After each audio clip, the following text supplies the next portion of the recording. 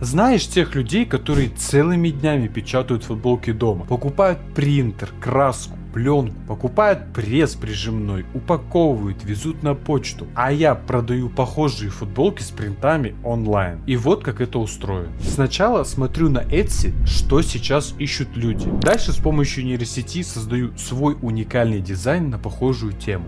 Это занимает буквально несколько минут. После этот дизайн накладывается на макет футболки и загружается в магазин. На этом моя работа закончена.